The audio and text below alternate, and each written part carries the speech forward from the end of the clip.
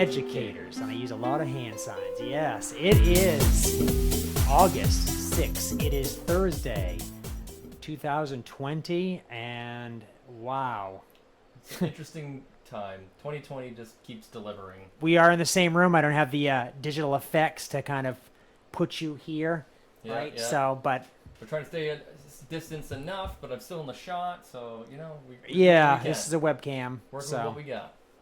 We just actually shot a reaction video for the first time, and I think we were kind of upset about the fact that we're smiling because, hey, it's working, but the news is somber and horrible, and we feel horrible that this happened. We'll talk about that in a little while, but what's going on in the news, because COVID-19 and coronavirus is still a big thing. So I'd like to say that we're in the middle of the pandemic, but I don't know if this is the middle. I think that might be the first quarter, because right now we are still trending upwards pretty heavily. So in the world, we have 18.8 million cases, 706,000 deaths.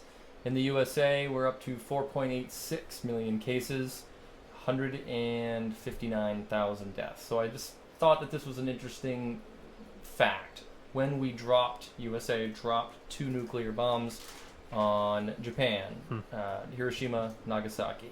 Collectively, 150,000 people lost their lives between those 3 days. We are now equal, roughly, to the same devastation that those 2 nuclear bombs did to 2 cities. The death rate were equal. Yeah. It's not a very good statistic to have. One of the last times we talked, I think I mentioned that it was more than like the Vietnam War. I think that was been in the news as well. And so the numbers just keep climbing up. And right now in Maine, we're approaching 4,000 cases. So we're at 3,997 with 122 deaths. Last week it was at 3,888. So we are not doing good. I think that's actually a quicker climb than the previous week too. Yeah. In Maine, we are listed as vacation land if you read our license plates, and we are seeing an increased number of people take a test in their home state, travel to Maine, get the phone call, hey, your results came back positive. And so there was at least 35 cases at one hospital that they had mentioned was tourists coming up, getting the bad news, not knowing what to do, so of course they go to the hospital. And so it is an inevitability that some of these tourists will communicate face-to-face, shop, peruse with the locals. Then get the information that they're... Then get the information. What if some that don't want to share it? I mean, I'm sure there's some that say, you know what, it feels like a cold, whatever. I'm sure their testing is wrong. I'm just going to go about my business. I'm good. And then, I lick my fingers when I touch things, whatever, which we'll talk about later. Yeah, and one thing that I would like to mention out there is that right now the current estimates are that 1 in 5 people our age, between 22 to 44, 1 in 5 will not be able to survive the virus unless they go to the hospital. And here in America, we have the unique system where we go into massive debt when we go to the hospital. Just a simple broken arm, even a real bad flu. When you go in to get fluids, you end up walking out with thousands and thousands of dollars of debt. Just this burden that you now have to pay. And so, although a lot of people like to focus on the death rate is not the only thing to focus on. Remember that we live in a country where you will go into massive debt if you have to go to the hospital. So let's be concerned about that. 1 in 5 of us is going to have to deal with that if we get it. So yeah, and that's definitely, hearing facts like this is contributing to a lot of animosity to our profession, teachers, going back to work, which is coming up, and we're going to be talking about that. And I prefer harsh truths over comforting lies. So I put out the facts as they are. I'd rather do safety first and Yeah. then everything else after. If there's no safety there, it's not worth the fun, thrill, whatever that's going to happen, Yeah. benefit from it if there's no safety there. That's right. That's right. So we'll be talking a little bit more about that. But one thing that was in the news too is a huge disaster happened in the Middle East in Beirut. Yeah. So the best estimates are that a shipment of ammonium nitrate Mhm. was held up for 7 years at a warehouse, and something happened to cause it to explode, and it erupted with the same amount of force as 500 tons of TNT, and it has destroyed a lot of the city of Beirut. It's killed 100 people, maybe more. They said there's people missing, so the numbers are going to be rising with that. 5,000 people injured. And they actually said, and just before we even started this podcast on NPR, they mentioned that they detained 18 people that might have had something to do with this. Interesting. And I don't know if it's just negligence or people that actually wanted to cause it to happen, but Yeah. I'm glad we have people that are discovering, can look into the science behind everything and do a lot of exploring and figure out what's going on. It's just the fact that something has to happen because we don't have all these things in place. Yeah. Someone's going to do something bad. You want to make sure there's safety so that certain substances don't get to that massive amounts. And So the biggest bomb that the United States uses has a yield of 11 to 15 tons of TNT. Yeah. This supposedly not, it wasn't in bomb form, it was just ammonium nitrate chemical that can be used as either fertilizer or an explosive. Enough of it sitting in one place in a very busy port to unload 500 tons of force of TNT. So big mistakes have been made. yeah. And I wish the people of Beirut well. I hope that they're able to recover from this, but it's not going to be easy in the middle of a pandemic and an economic crisis that they're having. So we will have to sit back and observe, and maybe have to revisit this next week after we get maybe some more answers. Yeah. Now, the other things happening in the world right now, I think you can tell us about, is hurricanes. And we kind of I think it was just remained a tropical storm. We just kind of felt that in Maine coming up the coast. And we had one night of just elevated winds, I think up to 50 miles per hour. But what's going on with this season, potentially? So we checked out NPR. There was an article where NOAA is stating that there is an 85% chance that we will have an above normal hurricane season this year.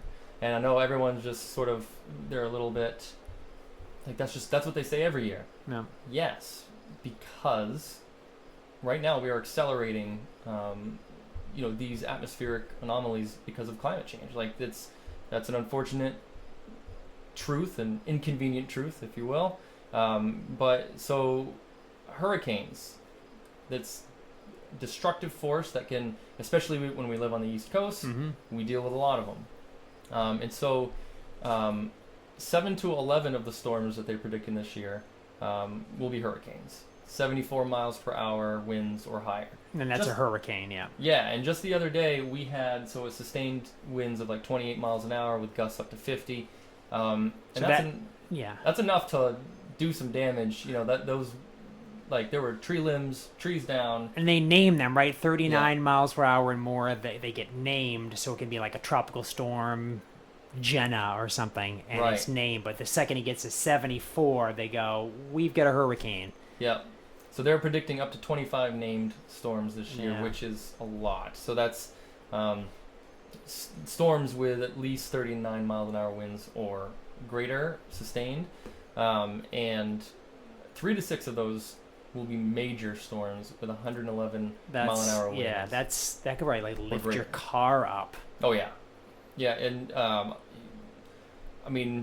no house is really meant to take 100-mile-an-hour winds sustained. It's just. That's the thing where you see people holding on to, because we've seen this. Mount Washington is in New Hampshire, near us, and easily you can go online and see videos of people holding on to a pole or something, and their legs are completely sideways, like a flag, because of the crazy wind in there. People taking water and throwing it up in the air, and it instantly turns to snow because it's so cold. Of course, it's on top of a mountain. It's crazy cold, but the wind is just compounding it. I mean, it's negative 60 degrees up there. It's common.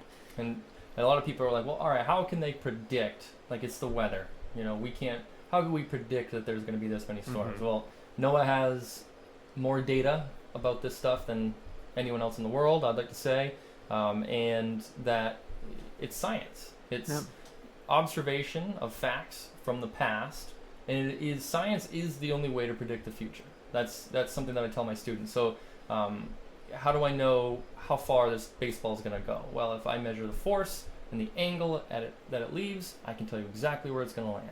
Well, with hurricane season, we can take indications, so temperatures over, so hurricanes start as warm air blowing off from the Sahara Desert, basically. That's where these the clouds start forming into, these swirling cloud formations, ends up forming an eye if they get strong enough, and then they drift over to the United States or, South America, Central America.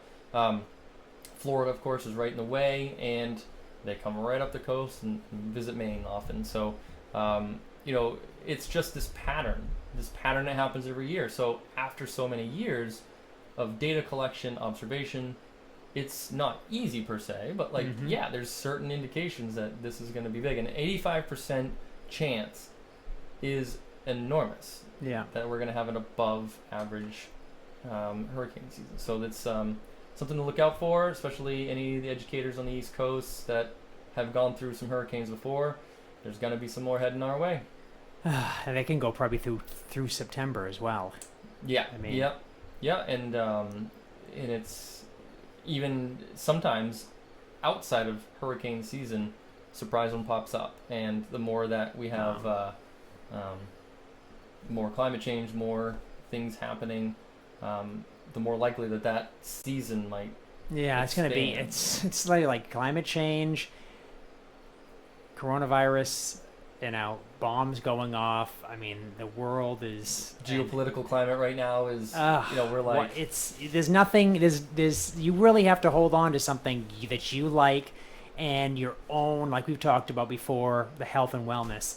You really have to find something that you can focus on and get a schedule for your life, and just focus on that, and not let everything else, kind of seep in, because you could really be anxious and worried about everything that goes on every day, with the fact that so many things are happening. You should keep updated on everything. I mean, you want to keep updated when something happens, but at the same time, know when to say, listen, what am I in charge of? What can I have control of? I can control my life? Am I safe? Did I lock my door? Did I do this? Did I do that? Am I safe financially? Am I safe this way or that way? If not, how can I work on ways to make myself more physically fit, mentally fit, financially fit, all of these things, and be as safe as possible, so you can just focus on your life?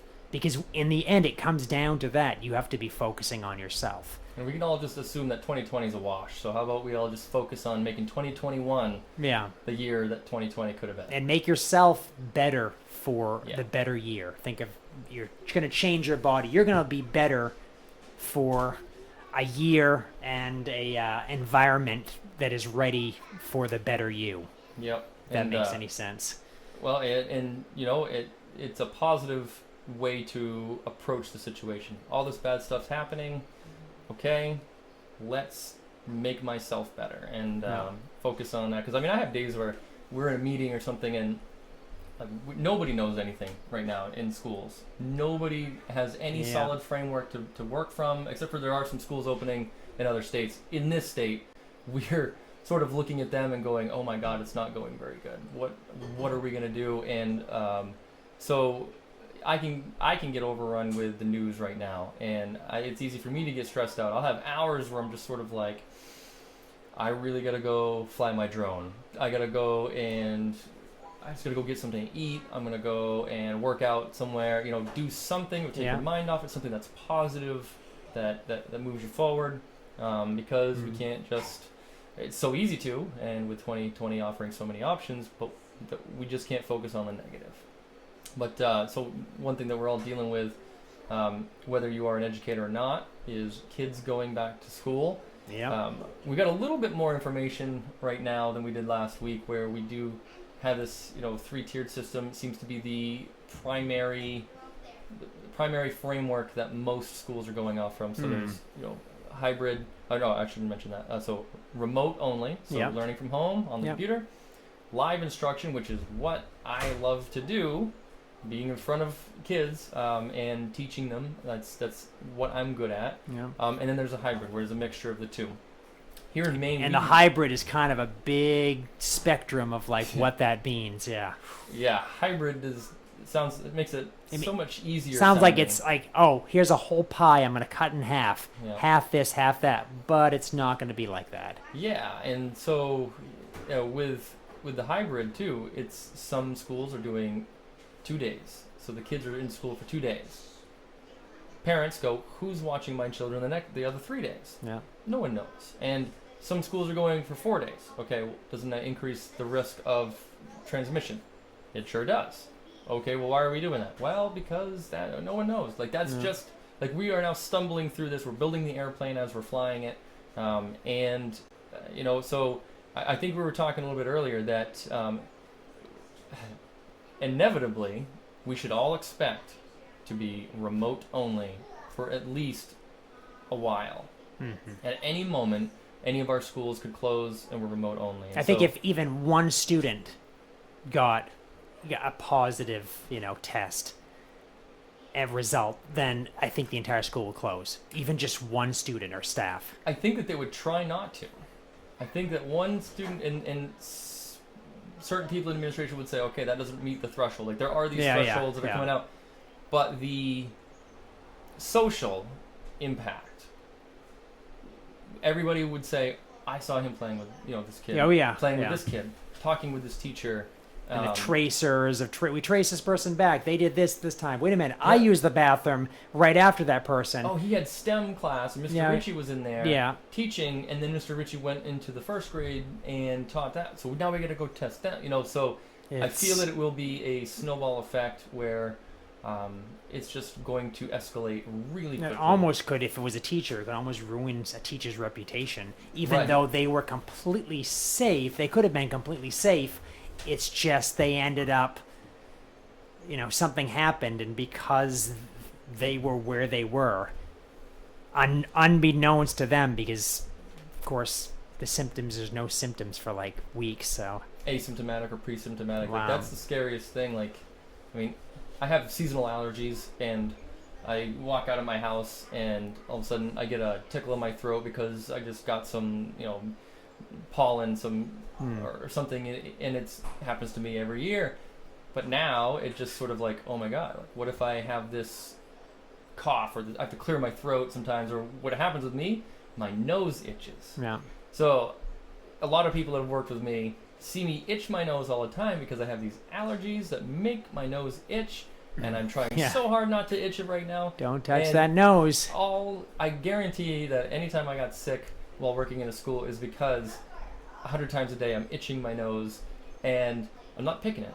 I let the students do that, but but no, like, it's a habit that I have to change, and it's something that is so benign in your mind that you have to change it. It's something I got to do, and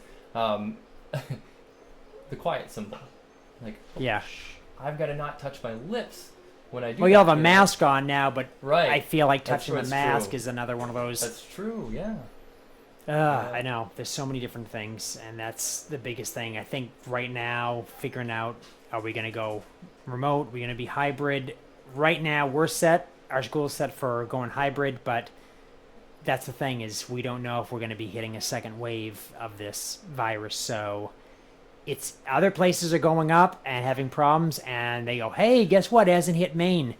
Mm-hmm. But It hasn't hit Maine yet. Yet. And because we have tourists coming into the state, and some who might not be completely honest or not even know what's going on. Right. They could have been tested. They didn't wait for the test to come through. They've already been in contact with 50 people and hugged and did whatever. And yeah, and then it's done. You know, it's and just there are another still thing. people. My wife was talking to one recently at the school, so during a school meeting. There are people that have actively resisted learning anything about the situation, pandemic, the response to it. And so here we are, a few weeks away from the start of school, and there are still parents that are sort of like, what do I do? What is this going to look like? And it's something that we've been talking about for months, and lots of people, most people probably have been talking about for months, but there are these pockets of people that have just said, you know what, I don't want to know, don't want to know, I'm going to live my life. And then those people, if they travel to your state, shop at your favorite store, Yeah. touch something that you go and pick up and buy and bring home, like, it's just inevitable. And so we're seeing right now, there was at least 2 schools that I looked at online that they sent their kids to school. Now, I think most people have seen this viral video or viral photo of a hallway in Georgia, high school hallway, and out of the perhaps 80 students I could see in frame, 2 with a mask, and Wow. the crowding, like it looked as just exactly like normal high school, everybody just mingling with no care, except you wouldn't know that was from 2020 except the kids with the masks. Yeah. Like, that's something new. And so we all, a lot of us are, no, that can't be real. Well, they actually said that the reality was even worse, that almost that entire school district is operating in the same capacity. And so there was another district too that had within 1 week had 119 people have to go into quarantine. And you think about that, like we work in a school with like 600, 700 kids, 1/6, 1/7 of the entire population just having to go to quarantine. It's unheard of. I mean, I think of it this way, and this is something that every year I get afraid of this, and it's because it's a horrible thing. It's only like a 24-hour, the stomach bug, norovirus.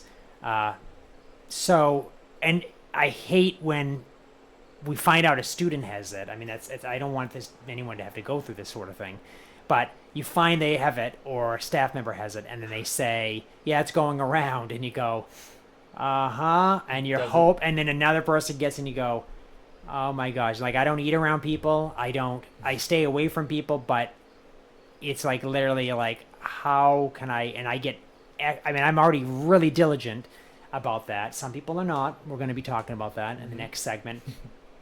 But it's that whole thing of like, this is absolutely, it's horrible. Maybe the one or I think maybe twice I've had it in my life. It's just absolutely horrible. And think about that. I think of the coronavirus is like worse than that, and it lasts longer.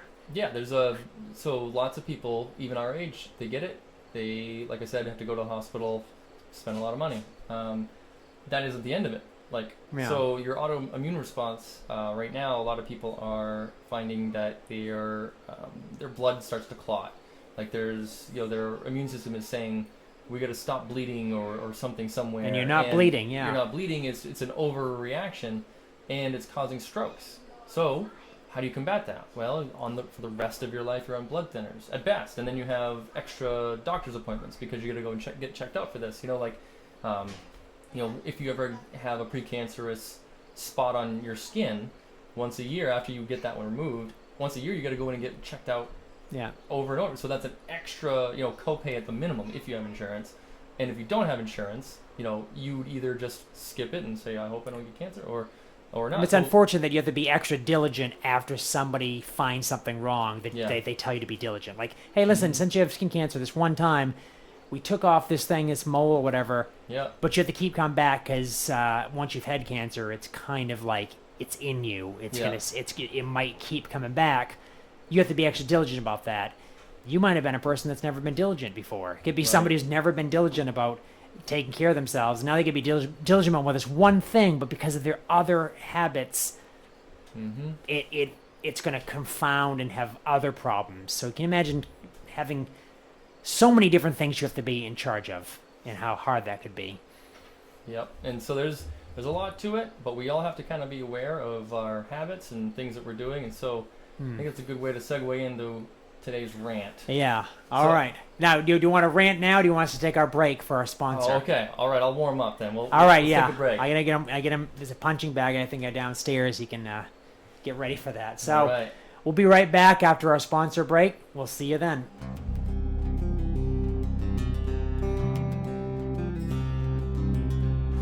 I'm Mr. James. And I'm Mr. Ritchie. And we are the Educators.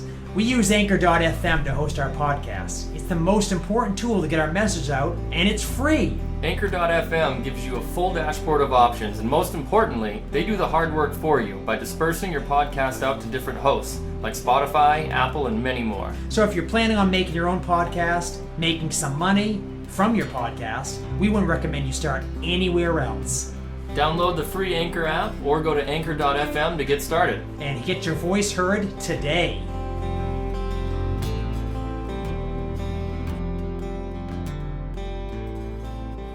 And we're back, and he is getting out of control right now. Wow. I just can't stand this. Uh, I don't get it. You finger-licking page turners. oh, yeah, there's What? people that do that. Ugh. My fingers don't taste good anyways, because I'm always sweating or something. I tried it one time. I remember seeing a teacher who would read to us. I think it was my 4th grade teacher. Lick her finger, turn the page. Wow. What is that? Now, I had never needed to use water to turn a page before in my life, so I tried it out. Licked the finger. Salty, just dirty, Yeah. disgusting. What is she doing? Wow, and I never did it again. So let's talk, you finger-licking page turners. Now, as a thing, because you've been watching this video right now, and you're seeing 3 guitars right here lined up, all those guitars right now need to be restrung. If I play those guitars just for like a minute or so, and I smell my fingers, it smells pretty bad, because the oils from my fingers have gone onto the strings, and they've kind of crusted over, and I kept playing, and I need to replace these strings. I especially need to replace one of them, because I'm going to be using it for this weekend for a wedding behind plexiglass that I'll be playing with a mask on. And Pretty weird. Oxide, so the Yeah, metals that But are... getting those on and then putting that on my tongue, it's like I'm going to put 2 months worth of my oxide, sweaty finger, gross bacteria, crusted stuff on my tongue. Right, because if you're playing guitar and you gotta go turn the page or whatever, lick your finger, like, do you not taste this? Like when you are, Yeah. so teachers, now I understand, there's lots of teachers that do this, and as an ed tech that would go into other teachers' rooms often, Yeah. I would see it. It would be very difficult for me to just handle it. But like what are you tasting? And like why do you need the water to turn the page? Like I don't know. I Your find fingers the edge. they're probably like fingers too dry, fingers sliding, moisten it up. Now it I slides usually, better. but when I tried the whole. I worked retail, and there was like the wet sponge trick to count money. Oh, so finger licking money counters. Yeah. Don't even get me started. All right, Yeah. but Ugh. yeah, but I would then get too many bills. It would be too like you develop a pattern. Like if you're used to it dry, Yeah. it works. So I just don't get it because I question the logic behind it. Today's world, when you know better, you do better, right? Maya Angelou. So how have we gotten to this stage in life and we still are licking our fingers? I don't know. What do you think? What do you think about the people that take the glasses off, fog them up with their breath, and then do this? I mean, I know that's not that's not as gross as putting that, but the fact that you're fogging up. So say it's in these times, and you take a mask off to fog up your glasses, No. and then wipe off what you think you got off, and then put on your eyes where obviously we've been told that can enter through your eyes because it's a mucus, sort of membrane. I implore all the finger licking page turners, change your habits. Yes. I had to change my nose itching habit. I still have my allergy. My nose still itches. I just don't itch it anymore. Yeah. We can do this. Help do your part. And no touching facial growth too, like that. Oh right, yeah. So Yeah, I know. You're gonna I'll have work to. on it. that A might be mask something will like help that. with that. I'll just be like, oh, I don't want to touch that. So this segment, if we didn't get that now, I probably put it on the bottom of the screen already. But this segment is about hygiene habits, and my biggest thing that I wanted to bring up with this was we have currently quite a list. If we want to go into the school right now, into our rooms, which as teachers that we are, the type of teachers we are right now is pointless because we're going to be reduced to a cart. We've lost our rooms. We're going to be on a cart, a mobile cart. So I don't even think our carts are there so that we can start kind of putting things on them. I have a cart, only because the teacher before me Hmm. had to teach using the cart. They didn't know what to do with the cart. Put the cart in my room. Bonus. I have a cart. Instant. All right. But I'm not excited to have to use it. Yeah. Well, speaking of hygiene habits, I have really good hygiene habits in my room. I can keep my room controlled. Yeah. I could easily wipe down the surfaces. I keep flat surfaces clean already. I will now be entering into other people's classrooms as my job versus having the students come to me. Hygiene habits. Who knows what teachers are doing what? And that's the biggest thing. So right now, just us going into our school, there's 2 pages of lists we have to look at to make sure that we are completely safe just entering the school and all these different things. So that's just going in right now without any students. School has not even begun. This is just for us preparing for things to happen there. Now, the list of things we have to do when school happens is quite a laundry list of things. And people like myself and Mr. Ritchie, I'm sure we're used to, as teachers, we're used to having an organizational list, having schedules, following specific protocols and stuff like that. So that, for us, we're kind of used to that. I think we kind of live our life like that too.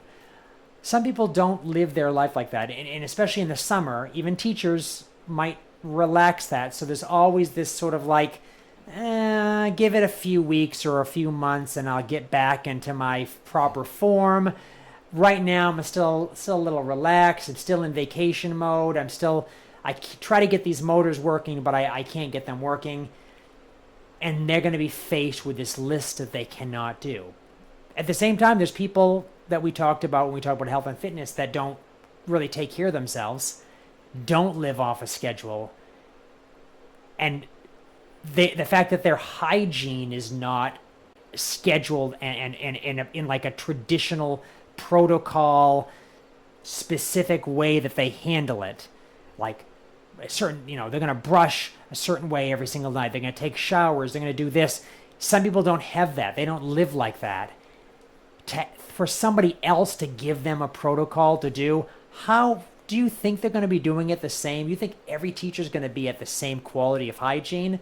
I'm thinking no. And that's so self-hygiene as well as in the classroom, right? So if one of the duties, and I'm not sure, but I imagine, is to just wipe down the flat surfaces or something like that, how many people will ensure, if I'm wiping down a surface, I make sure every square inch I can see the liquid touching it.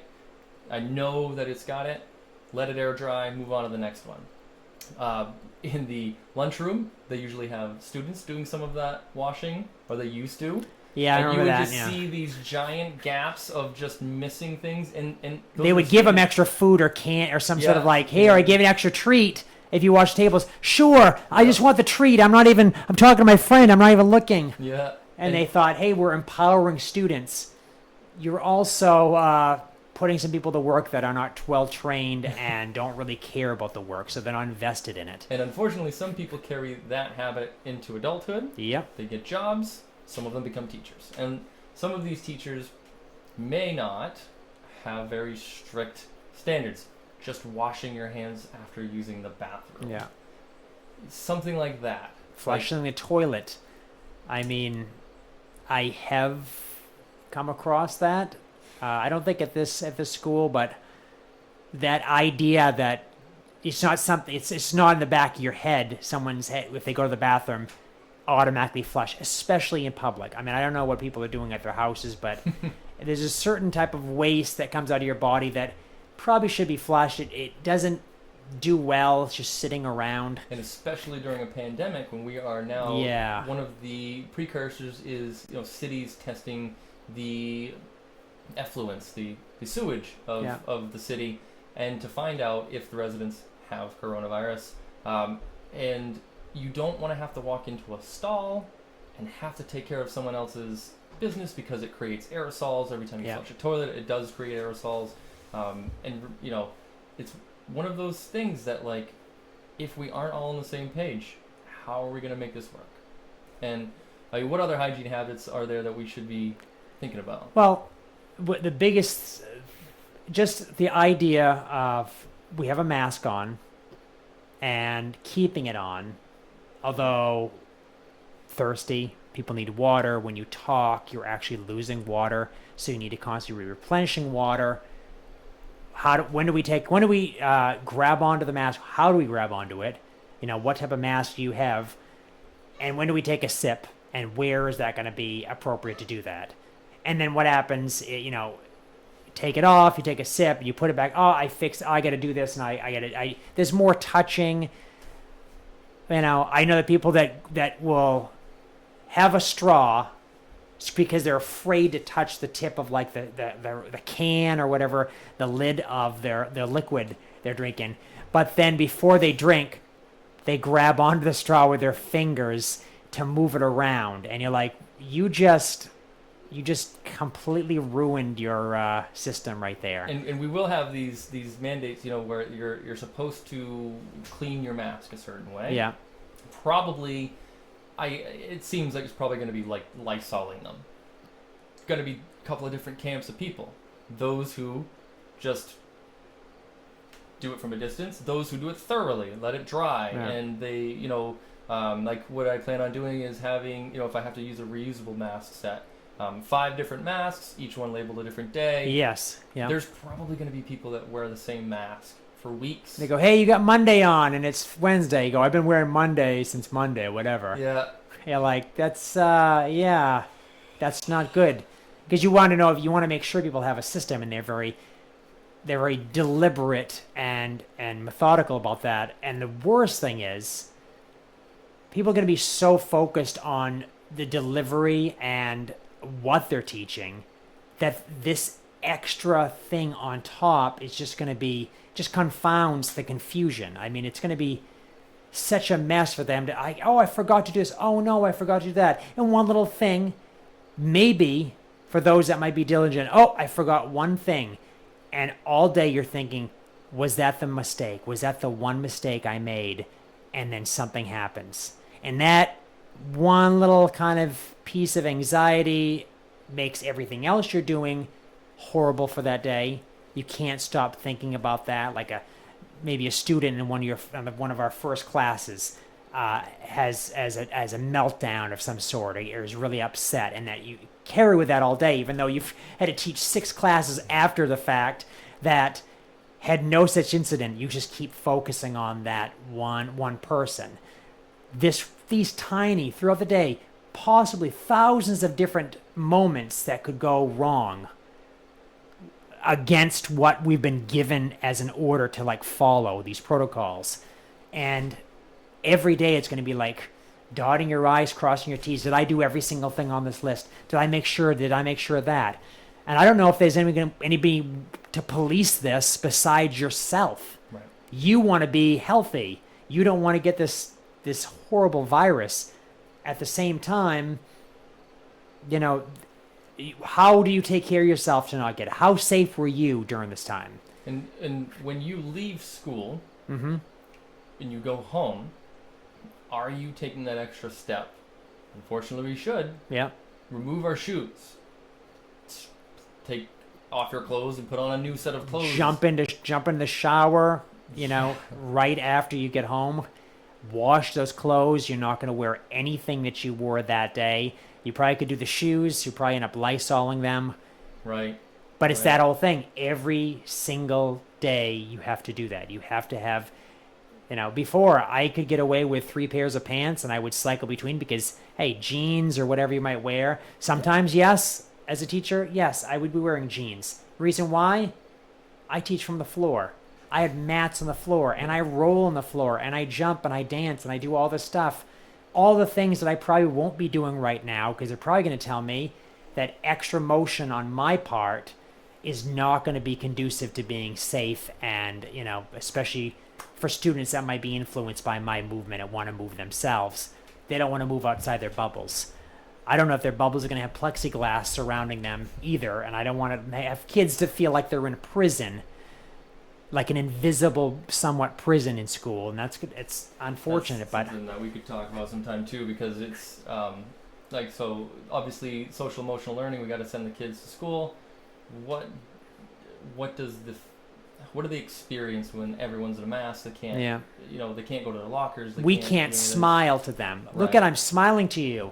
Don't you see my eyes moving like this? And that might be some practice you have to do in front of a mirror. Put your hand up and look at your eyes. Can you make your eyes look good? Can you do this sort of thing? Practice that, because if they can't see your smile, and honestly, the masks that have the opening there or the plastic coating on front, yeah, you're not going to breathe too well having that plastic in the front. And if I fog up.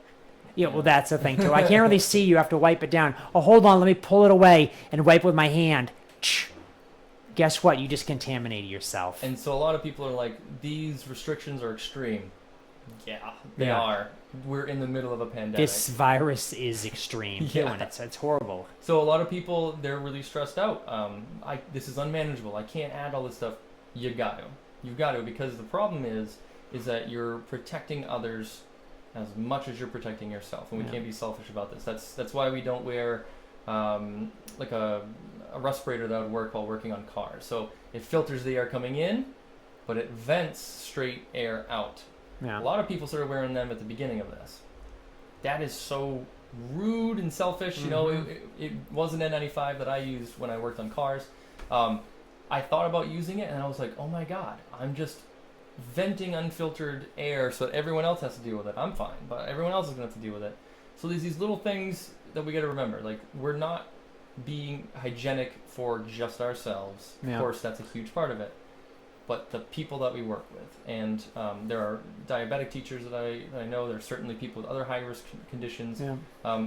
Things that we've got to be concerned about. We cannot let these routines go lax. And certainly we are asking, and not me and him, but we as a community, as a country, are asking that we try harder. And hygiene is one of those areas where we've got to try harder. It's one of those, and for those people that, personally, and then we talked about this before, I wake up every morning, 6:30, I'm exercising, I have a routine that's progressively getting more complex because I'm getting great results for that. I do it every single morning, combination of resistance, cardio training, and such. I have a very strict diet.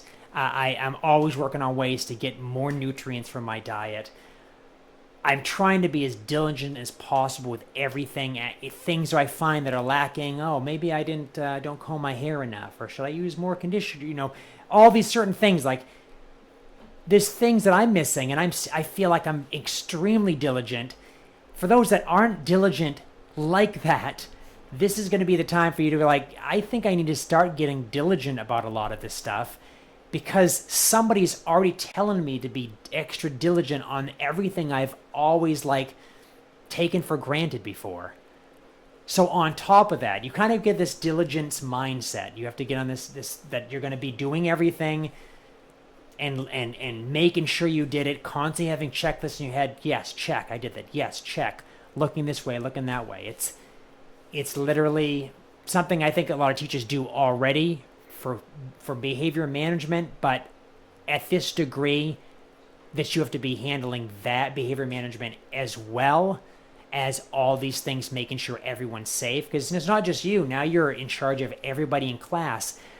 The students that are young that can't handle their own hygiene already, you're now in charge of their hygiene. Yeah. Which is an absolutely a horrible thing because of the amount of things that we have to do. I mean, And you set the stage for that too. You demonstrate, and if they see you acting hygienic, yeah, it will help them. And so, some of the tips that I was just going to say, obviously do your standard morning hygiene routine. That's fine. Like, expect to just live in a mask. mm-hmm. Once you get to school, don't wait till you get to the door. Sometimes I'm on the way to the door. There's a student. A lot of teachers have, kids that are also students. Hey, how's it going? Like any of those times, and even on the sidewalk. So 600 people are going to use this sidewalk. How many have already used it? The air is still around. Like a common area. You walk into the breezeway. You've got to have your mask on. When you go in, so at least one mask a day. So if you're using paper masks, one mask per day. Mark it Monday through Friday. Be diligent after class is done, 3 o'clock, whatever time you guys leave school. Clean it in whatever way you can. If you have a UV cleaning box, which are available on Amazon, if you have the ability to get one, go for that. We hope they work. That's It true. still, We don't it know. still Yeah, may that's be one true. of those things that charlatans right now are trying to take advantage So of. find us. a lab certified. So like, don't go for the $35 one on Amazon. It's probably going to be $135 or something. Yeah. You got to do some research into it. And if you're not sure, go with the Lysol. Yeah. I'm not a huge fan of the Lysol because I'm going to be able to smell it. I have a pretty good, strong sense of smell. And if I put that on, I'm going to smell it All day long. all day long. Yeah. And so perhaps test different things that work for you regarding the masks. Yeah. A lot of teachers I've seen drink coffee the entire day or water, in a coffee mug. You don't have that ability anymore. Yeah. You have to hydrate when you have time, and you can't just in the middle of class with your students in, remove your mask, take a sip, put it back on, and think that you're okay. No. In those moments, you've breathed in unfiltered air, you've exhaled unfiltered air. It's inconvenient, but you've got to wait for the appropriate time, find an appropriate place.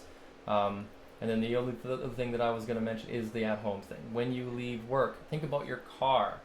You are now going to go into this car. If you happen to have more than one car, if you use one as a commuter, that's the dirty car where you get in there, you're wearing your work clothes. Yeah. You can only do so much. Take you can't a strip towel down in the parking lot. Put a towel in the seat and bring the towel in with your clothes. The towel's That's going to an be washed. option, right? Yeah, especially, so we have a lot of special needs workers. So I was an ed tech in a behavioral room. I can tell you that if I was wearing a mask, some of the kids would intentionally try to remove my mask because they're behavioral. Their reactions are big, and they'll try to hurt you in any way that they can.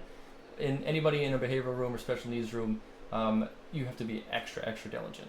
Yeah. Already in the special needs community, you are, at least in this state, you're offered extra vaccinations because usually in special education, the students are less likely to be vaccinated, more likely to be accident prone, and less likely to be hygienic. And so it is up to you. You have to try harder if you're in special needs programs because, like I said, behavioral programs, I know if I was wearing a mask, one of the students that I worked with specifically, his first thing would be to try to get that mask off for me to make me feel uncomfortable. That's what his MO was. And there's lots of students out there like him. And there's going to be times where we have to demonstrate how important those masks are, even to people who don't want to hear it.